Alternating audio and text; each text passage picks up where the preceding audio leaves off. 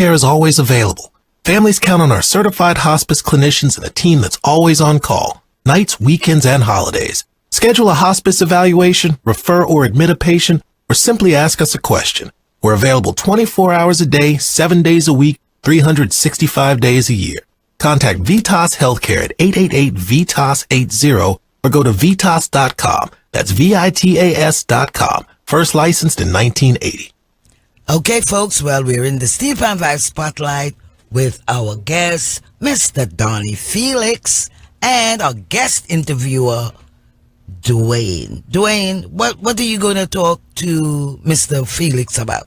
We're going to talk about, like you said, the Haitian experience and some of the issues that are confronting Haitian people both in the country of Haiti as well as the Haitians living here in the United States. All right, so go ahead. All right. Yeah. Good morning. Good morning, Dwayne. How are you? Good. So the first question that I want to get to is, could you please give our listeners some information about your organization, the Haitian American Association of Brevard? Why was this organization created, and what is the primary purpose of your organization? Well, Dwayne, thank you so much for the question. Let me first say good morning to Barbara. Barbara, again, thank you for the opportunity having us here. We appreciate what you do and the way you're contributing to our community, for the growth of our community. And like I said, you know, the effort, and it's all very well appreciated by the overall the Caribbean community. Dwayne, to get back to your questions, I want to say quickly, the quick history of the Haitian community here in Brevard County, particularly Palm Bay, it goes back about a little over 10 years, where there's a large,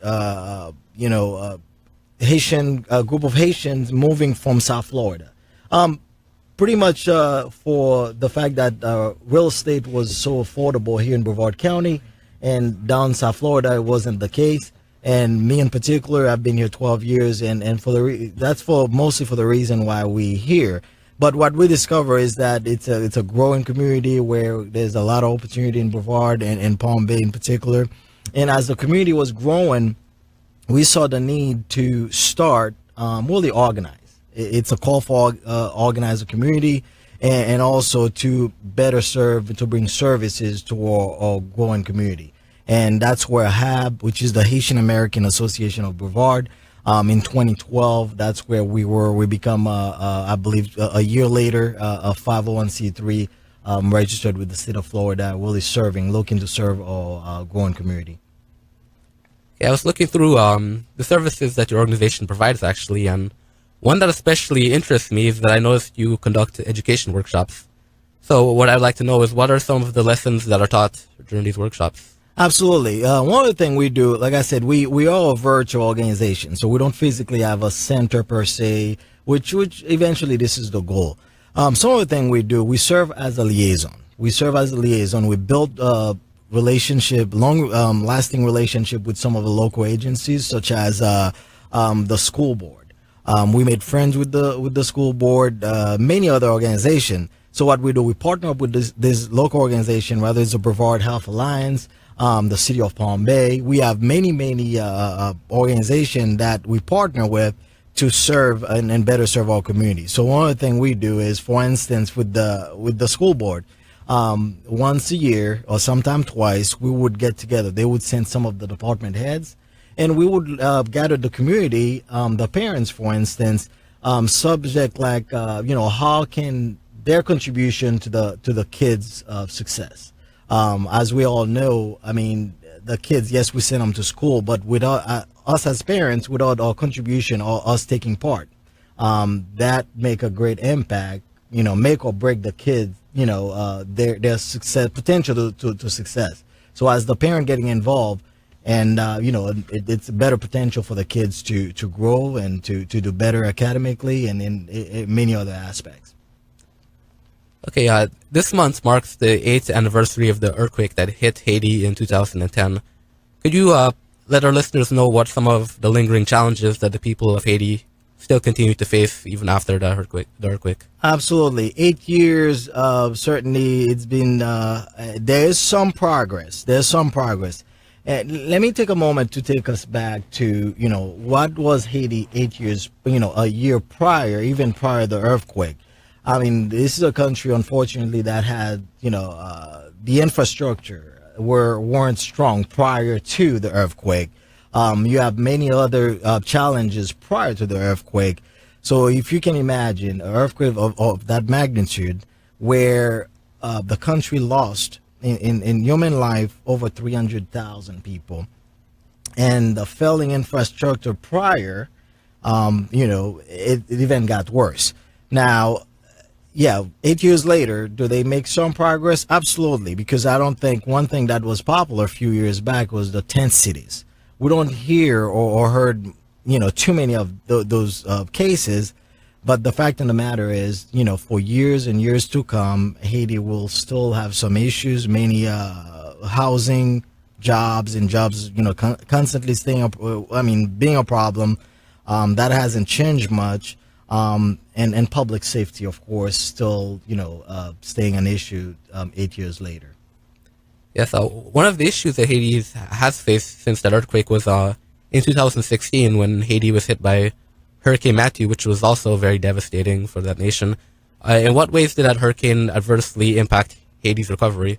Absolutely. One must say, what is Haiti has done? Because it's issues after issues. You imagine an earthquake, 6 years later, to have faced Matthew. Matthew was a pretty strong hurricane.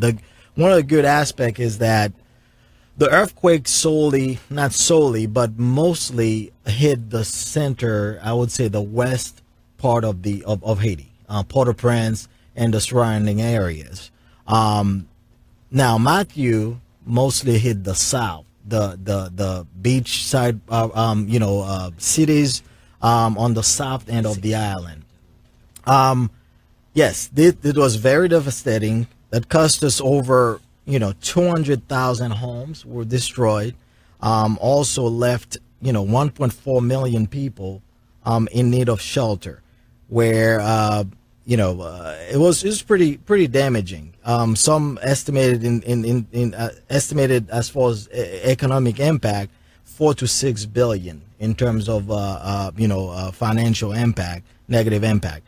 It was pretty bad. It was pretty bad. Like I said again, slowly rebuilding due to the help of many organizations that assist the country. And I must mention, Barbara, you may have been aware of it. I want to say, take a minute to the effort. I know the Brevard community through HAB, how you guys, I can remember putting together different drive for goods and other things. How you guys did assist. HAB stepped in. We know we're not just serving our local community here in Brevard County. This was a great opportunity where we partnered with a couple of organizations on the ground, reputable organization, I must mention. We were able to assist quite a few families.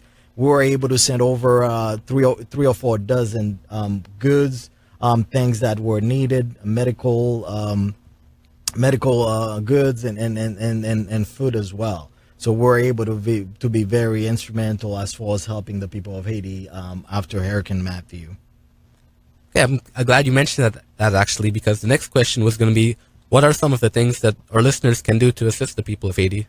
Absolutely. One thing that's important, it's very important that we recognize, if anybody knows me, I'm not one to, because let me take you back, because there's that also that culture of where, dependence. And part of it is that, unfortunately, there are people, organizations that kind of create that culture of dependence.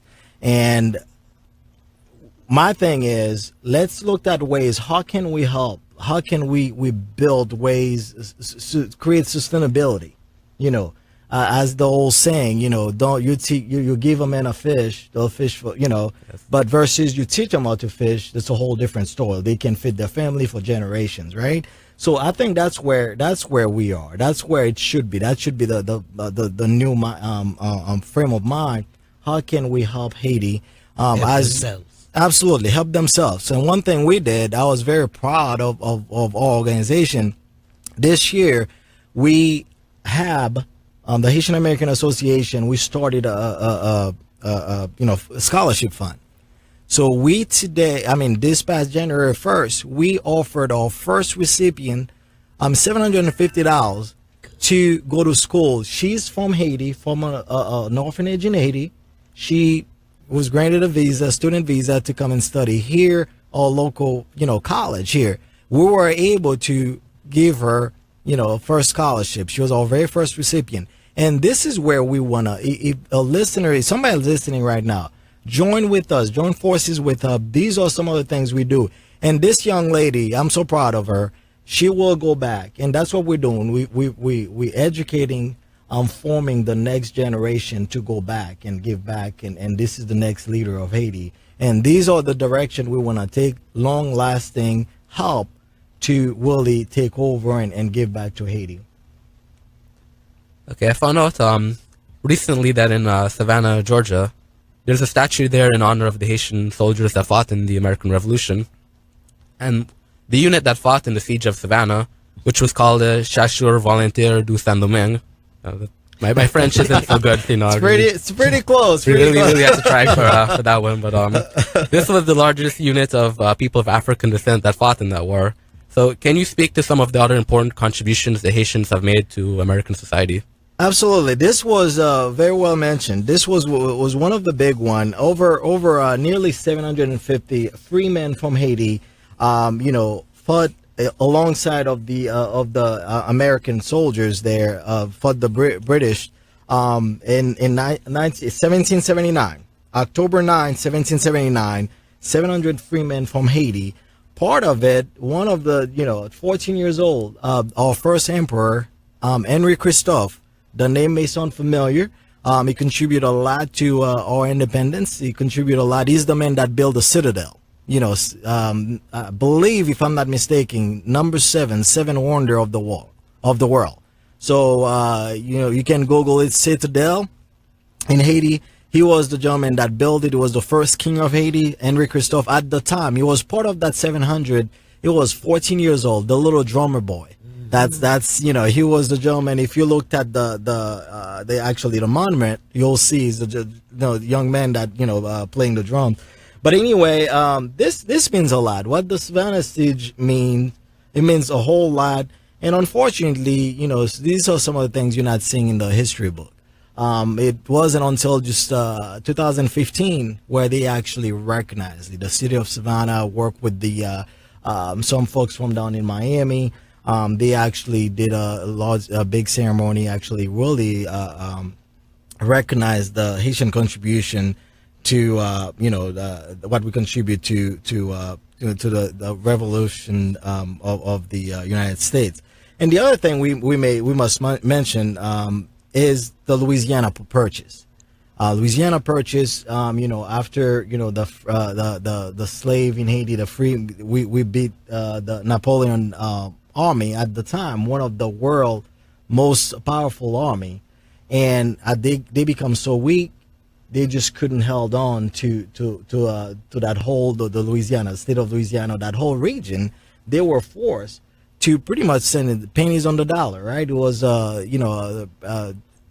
President Jackson at the time had a heck of a deal because they got so weak they had to they no longer had Saint-Domingue at the time. So they had to sell it to the United States. So today, the Louisiana is part of the United States.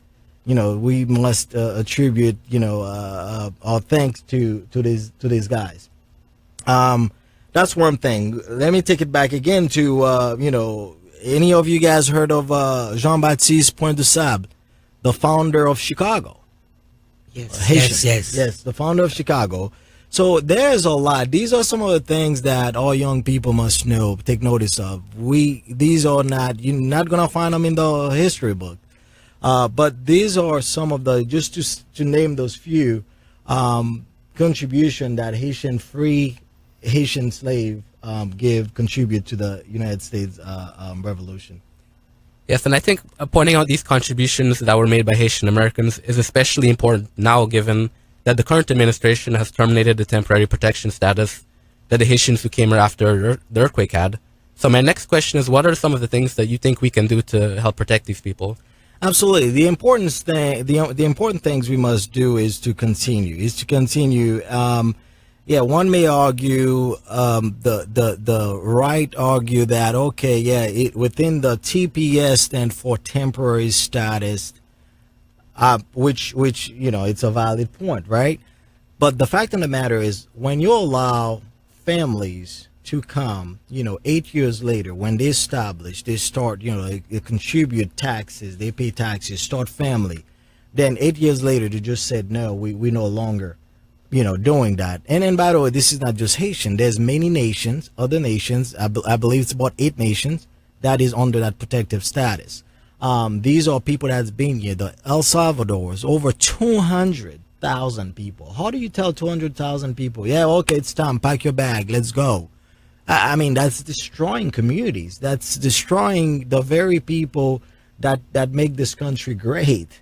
America will not be great. America is already great, and it's the contribution of some these very people that contribute, that make America great. So it's not fair. It's not right. What can we do as citizens is to continue lobbying, call all representative or congressmen or senators. Let them know, hey, we must continue fight for these folks. They must stay. We cannot do that, turn around and destroy families and do it that way. It's not the proper way to do it. Yes.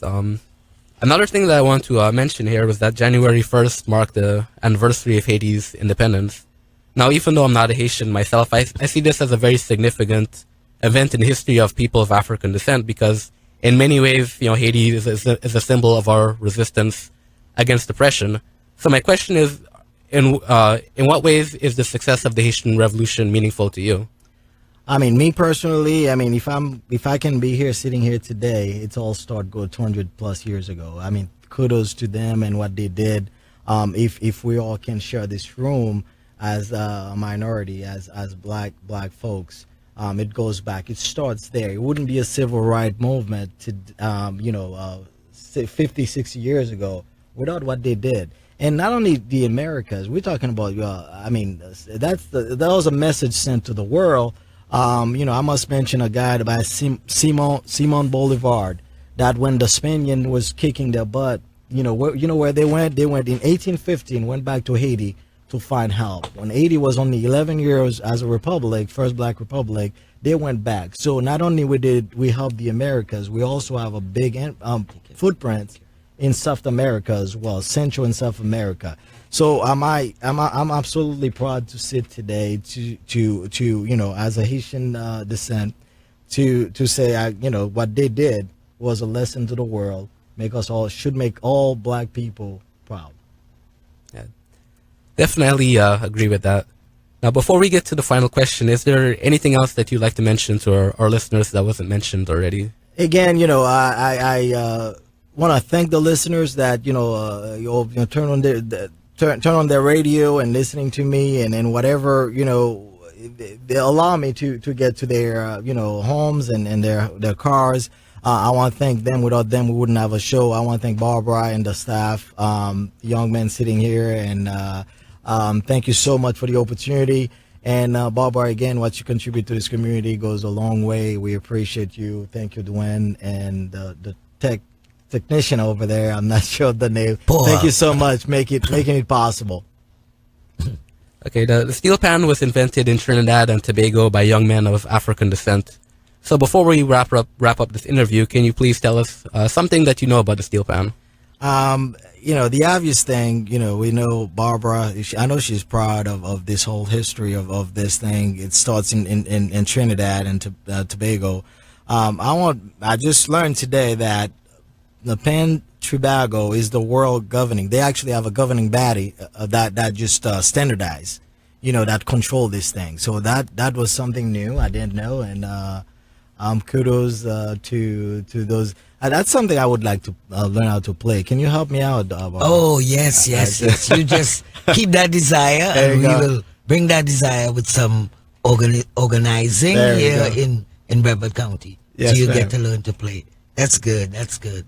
Thank you so much. Thank you. Okay, guys. Well, thank you, Donny and Dwayne. You did a very good job, Dwayne. Thank you. And Donny, that was a history lesson. You're not going to get it on CNN, NBC, ABC. You're not getting it there. You're getting it on the Steelpan Vibes. It's more than music radio show. Amen. And we do appreciate that. We really, really do. Hey, sir? This is the Steelpan Vibes. It's more than music radio show.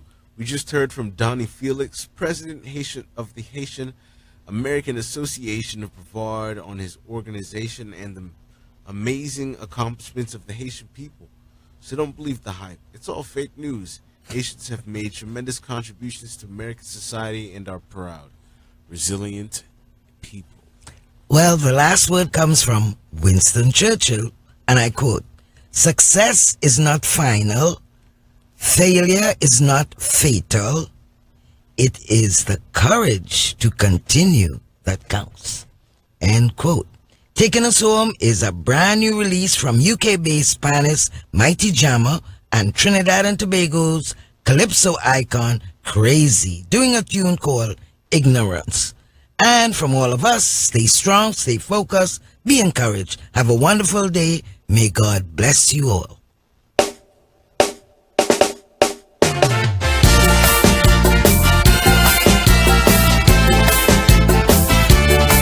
This is a true story about the mighty jammer of England and the trials and tribulations that he went through promoting